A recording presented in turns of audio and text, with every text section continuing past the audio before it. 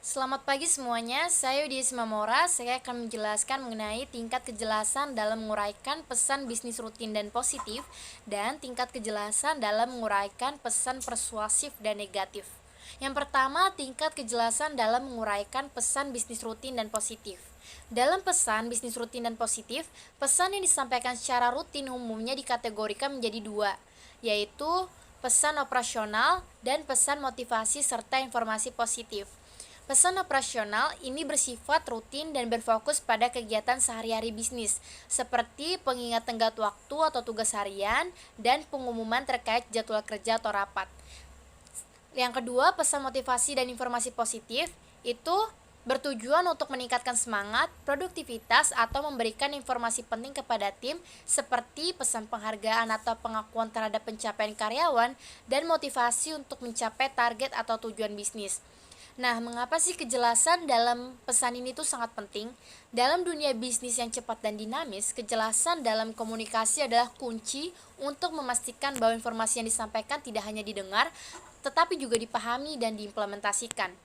Ketika pesan disampaikan dengan jelas, itu mencerminkan profesionalisme dan membangun kepercayaan antara anggota tim. Bayangkan, jika pesan-pesan ini tidak jelas, itu bisa menyebabkan kebingungan, kesalahpahaman, bahkan konflik. Dan tentu saja hal tersebut akan mengganggu alur kerja dan menghambat produktivitas. Jadi, dengan komunikasi yang efektif dan jelas tadi, kita dapat menciptakan lingkungan kerja yang lebih sehat dan lebih produktif. Yang kedua, tingkat kejelasan dalam menguraikan pesan persuasif dan negatif. Dalam bisnis, pesan persuasif adalah komunikasi yang dirancang untuk memengaruhi, meyakinkan, atau membujuk audiens agar mengambil tindakan tertentu. Biasanya digunakan saat melakukan pemasaran atau penjualan untuk menarik perhatian konsumen dan mendorong mereka untuk membeli produk atau jasa, dan juga bisa dilakukan saat bernegosiasi untuk berusaha mencapai kesepakatan dengan mitra bisnis atau klien. Jadi, strategi terbaik untuk komunikasi persuasif ini adalah dengan membangun koneksi emosional, mengaitkan pesan dengan emosi, pengalaman, atau value yang relevan dengan audiens. Misalnya saat mempromosikan skincare atau make up, jangan cuma membicarakan tentang ingredientsnya saja, tapi juga coba sampaikan benefitnya langsung setelah memakai produk tersebut. Contohnya, kita bisa menceritakan bagaimana kulit kita akan terasa lebih sehat atau kulit kita terlihat lebih glowing setelah pemakaian produk tersebut. Maka audiens akan lebih menerima pesan kita saat terhubung langsung dengannya secara emosional, sehingga mereka akan terdorong untuk mencoba produk tersebut. Pesan negatif itu adalah komunikasi yang menyampaikan informasi yang tidak menguntungkan, kritik, atau berita buruk yang dapat berdampak negatif pada audiens. Pesan negatif ini biasanya digunakan ketika menyampaikan kritik terhadap kinerja karyawan yang perlu diperbaiki, atau bisa juga saat memberitahukan karyawan tentang kebijakan baru yang mungkin tidak mereka sukai.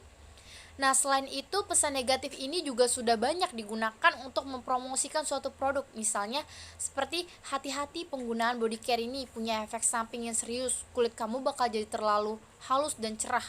Pesan negatif yang seperti itu seringkali menarik perhatian karena membuat audiens berpikir dua kali dan merasa penasaran, sehingga bikin kita jadi pengen nyoba produk tersebut juga. Lalu bagaimana cara kita menggunakan pesan persuasif atau negatif? Nah, dalam menggunakan pesan persuasif, kita bisa memulainya dengan memahami dulu nih siapa target audiens yang ingin kita tuju, lalu menjelaskan apa yang ingin kita capai, yang mana kita dapat menyertakannya dengan cerita, contoh, atau argumen yang menarik perhatian audiens. Lalu kita juga dapat melibatkan audiens untuk memberi tanggapan, yang mana hal itu menunjukkan bahwa kita menghargai persepsi mereka. Kemudian, dalam menggunakan pesan negatif, kita dapat menyampaikannya dengan hati-hati untuk meminimalkan dampak negatif, menyediakan solusi atau langkah perbaikan yang tepat saat menyampaikan berita buruk, serta dapat menggunakan bahasa yang empatik untuk meredakan potensi reaksi negatif dari audiens. Jadi, memahami perbedaan antara pesan persuasif dan negatif, serta kapan dan bagaimana kita menggunakannya itu sangat penting dalam konteks bisnis. Keduanya harus dikelola dengan baik agar dapat menjaga hubungan yang baik dan kepercayaan antara pihak-pihak yang terlibat. Sekian dari saya, kurang lebihnya mohon maaf. Terima kasih.